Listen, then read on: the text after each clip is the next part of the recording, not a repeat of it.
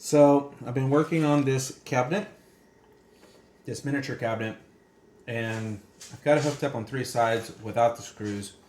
What I did is I used the Festool domino to align it, and it's all in the tight setting for this model. But instead of having the dado for the back in order to receive the back panel, this is going to be a planton method. With that being said, this cabinet gets aligned by assembling the sides first, okay, and you put it in its spot.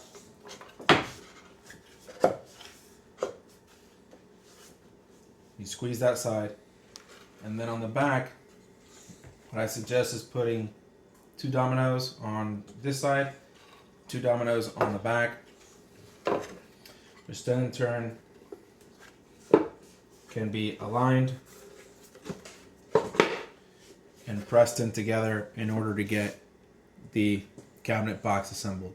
You still have to screw it, but the planton method is just a butt joint with a full-size back, and this allows you to do it in 2 different ways. The way that I just did it now, or you don't put any side dominoes on this end, you just put it on the back, and all that's there is to just align the side panels and the bottom panel for easier assembly so you can screw the sides.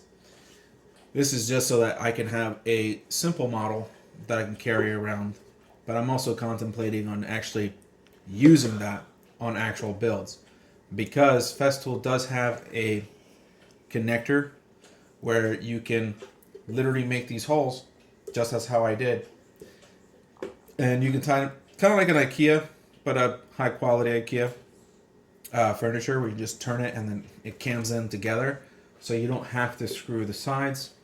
And that also gives you the ability to do the dominoes on the front. So if you wanted to make this into a face frame, you build your face frame, you stick the dominoes to the front, you push them in, and now you have a face frame to your cabinet.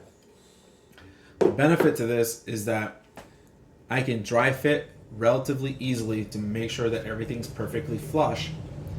And let's say I needed to paint this side, or I need to paint all these because of the edge banding, if they need to be painted, I can remove it, paint it, and push it back together and finally screw it or nail it together, which I think with this, glue and nails will probably be good enough.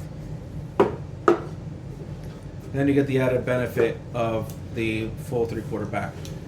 The other thing about this is that when you set up your software for the cabinet build, because this box is designed without a kick plate, all you need to know is the width of the side panels, and you can literally have in your shop multiple rips of this width on the sides, so you can have your sides already ready. The only thing that changes is your back panel, which would be the full width of your cabinet. So if this was a 36-inch cabinet, this would be your full width. And so you'll have your sides, all you have to do is cut them to height, so you put them on a, it's under, you can do your cross cuts. And then on your bottom one's relatively easy. You just subtract the 3/4, 3/4, or the 5/8 and 5/8, and that's what's going to give you for your bottoms and your sides. So you can literally just screw them in afterwards.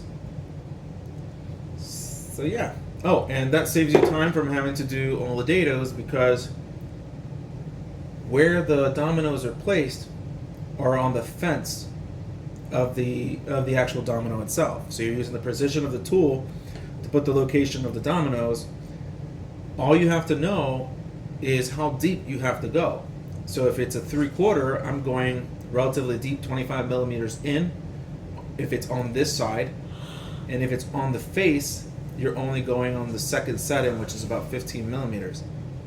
So that gives you 2 settings that you have to change, and that's about it.